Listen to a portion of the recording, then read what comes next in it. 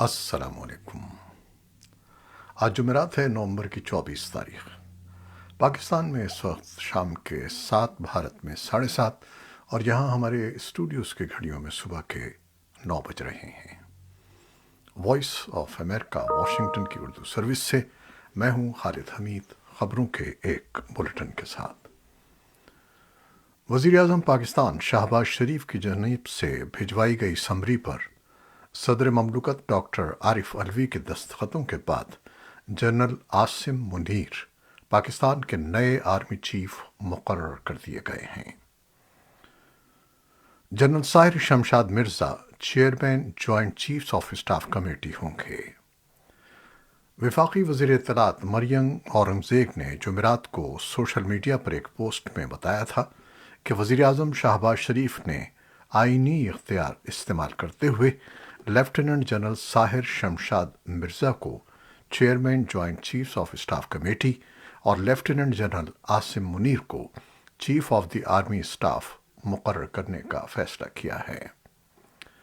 پاکستان فوج کے موجودہ سربراہ جنرل قمر جاوید باجوہ اپنی مدت ملازمت پوری کرنے کے بعد ریٹائر ہو رہے ہیں اور وہ فوج کی کمانڈ جنرل عاصم منیر کو سپرد کر دیں گے۔ اس سے پہلے صدر مملکت ڈاکٹر عارف علوی اور chairman P T I Imran Khan کے درمیان زمان پارک لاہور میں ملاقات ہوئی، جس سے مسلح افواج کے سربراہ کی تعیناتی سمیت ملک کے تمام سیاسی معاملات زیر بحث آئے۔ سابق وزیر اعظم عمران خان کے زخموں کا معائنہ کرنے کے بعد شوکت خانم ہسپتال کے ڈاکٹر خالد نیازی نے ذرائع ابلاغ کے نمائندوں سے گفتگو کرتے ہوئے کہا کہ ان کے زخم تیزی سے ٹھیک ہو رہے ہیں اور وہ ایک ہفتے تک مکمل طور پر چلنے پھرنے کے قابل ہو سکیں گے۔ ڈاکٹر خالد نیازی کا کہنا تھا کہ سفر کے لیے عمران خان پر کوئی ممانعت نہیں ہے، البتہ انہیں ٹانگ پر زیادہ وزن نہیں ڈالنا ہوگا۔ عمران خان کو ورزش کا بھی بتایا گیا ہے۔ طبی ماہرین کے مشورے کے بعد عمران خان لانگ مارچ کے سلسلے میں 26 نومبر کو لاہور سے راولپنڈی روانہ ہوں گے۔ طالبان کی نیکیوں کے فروغ اور برائیوں کی روک تھام کی وزارت نے بدھ کو بتایا کہ افغان دارالحکومت میں سینکڑوں لاؤڈ اسپیکر نصب کیے گئے ہیں تاکہ نمازیوں کو نماز میں شرکت کی ترغیب مل سکے۔ وزارت نے یہ بھی کہا کہ سینکڑوں خالی دکانوں اور دیگر غیر استعمال شدہ عمارتوں کو حال ہی میں مساجد میں تبدیل کر دیا گیا ہے تاکہ ہر ایک کو اجتماعی طور پر نماز ادا کرنے کا موقع مل سکے۔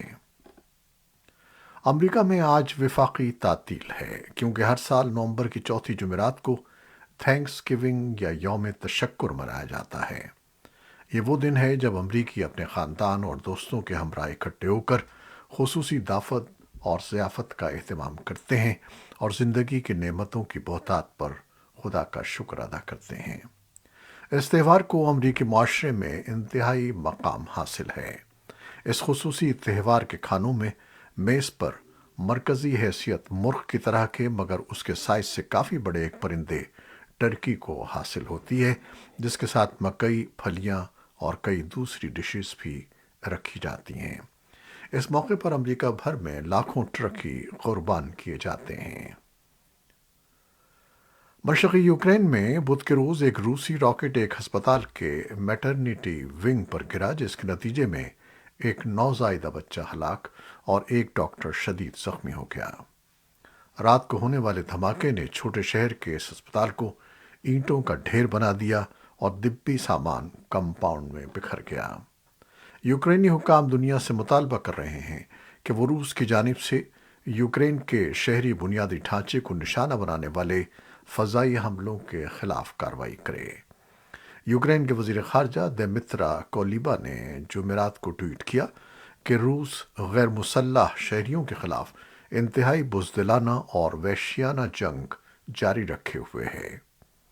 ان کے اس بیان سے پہلے صدر ولادیمیر زیلنسکی ویڈیو کے ذریعے اقوام متحدہ کی سلامتی کونسل کے سامنے پیش ہوئے اور کہا کہ روسی میزائلوں نے ہسپتالوں، اسکولوں، نقل و حمل کے اہداف اور رہائشی علاقوں کو نشانہ بنایا ہے۔ زیلنسکی نے کہا کہ یوکرین دنیا کی طرف سے انتہائی سخت رد عمل کا منتظر ہے۔ اقوام متحدہ میں روس کے سفیر ویزیلی نیبنزیا نے یوکرین اور اس کے مغربی حامیوں کی طرف سے اس بیان کو غیر محتاط دھمکیاں اور الٹیمیٹم قرار دیتے ہوئے مسترد کر دیا۔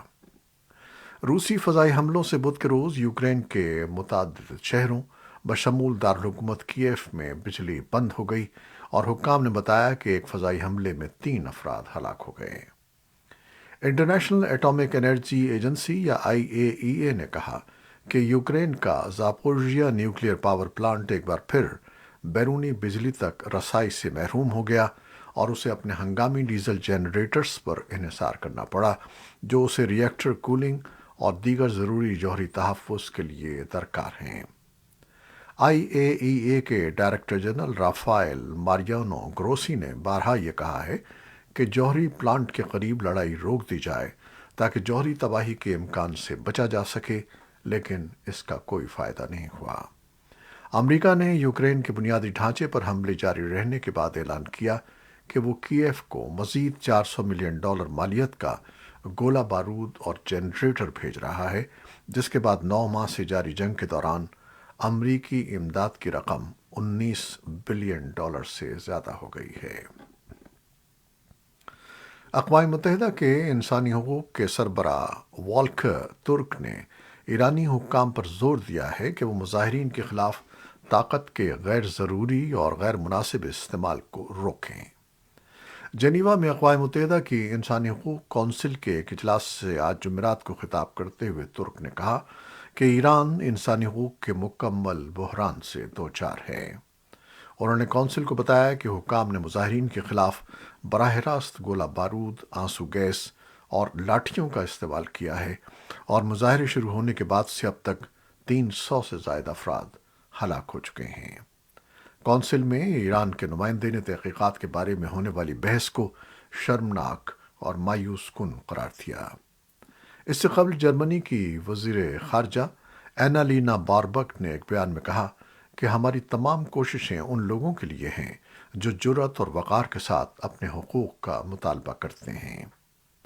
انسانی حقوق کونسل جرمنی اور آئس لینڈ کی طرف سے پیش کی گئی اور درجنوں دیگر ممالک کی حمایت سے ایک تجویز پر بحث اور ووٹنگ کے لیے تیار ہے، جس کا مقصد ایران میں مظاہروں کے دوران انسانی حقوق کی نگرانی کے لیے آزاد تفتیش کاروں کی ایک ٹیم تشکیل دینا ہے۔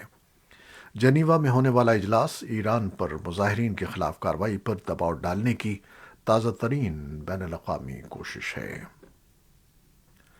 پولیس اور عینی شاہدین کا کہنا ہے کہ ورجینیا والمارٹ کے ایک مینیجر نے ملازمین کی معمول کی میٹنگ سے پہلے ہینڈ گن نکالی اور بریک روم میں وحشیانہ فائرنگ شروع کر دی، جس سے 6 افراد ہلاک اور کم از کم 6 زخمی ہو گئے۔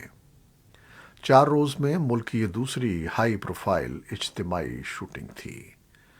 چیساپک میں پولیس کا کہنا ہے کہ مسلح شخص نے بظاہر خود کو گولی مار کر ہلاک کر دیا تھا، کیونکہ انہیں وہ مردہ حالت میں ملا۔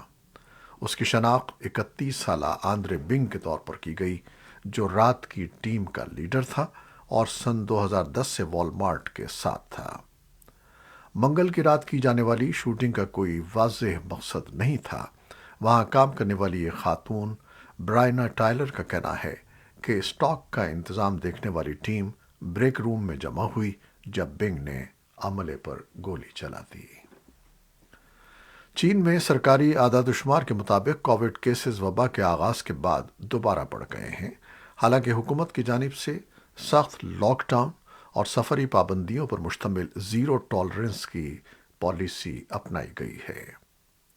چین کی 1.4 بلین کی بڑی آبادی اور وبا کے عروج پر مغربی ممالک میں دیکھے جانے والے کیسز کے مقابلے میں یہ تعداد نسبتاً کم ہے، لیکن بیجنگ کی کووڈ کے لیے سخت پالیسی کے تحت کیسز میں معمولی اضافے سے پورے شہر بند ہو سکتے ہیں اور متاثرہ مریضوں کو سخت قرنطینہ میں رکھا جا سکتا ہے۔ چین کے نیشنل ہیلتھ بیورو نے کہا کہ بدھ کے روز ملک میں 31,454 کیسز ریکارڈ کیے گئے، جن میں 27,517 علامات کے بغیر ہیں۔ یہ تھی وہ خبریں جو فیس بک لائیو پر ہم نے آپ کے لیے پیش کیں۔ ہماری ویب سائٹ، یوٹیوب اور پوڈ کاسٹ پر یہ بلیٹن آپ کے لیے پوسٹ کر دیا جاتا ہے۔ آپ ہمارے بلیٹن کو شیئر کرتے ہیں اور اپنے کمنٹس میں اپنی محبتوں اور دعاؤں کا اظہار کرتے ہیں، جس کے لیے ہم آپ کے بے انتہا ممنون ہیں۔ اپنی ان محبتوں کو جاری رکھیے گا۔ نیوز ایڈیٹر بہجت جیلانی کے ساتھ خالد حمید کو اب اجازت دیجیے گا۔ اللہ حافظ۔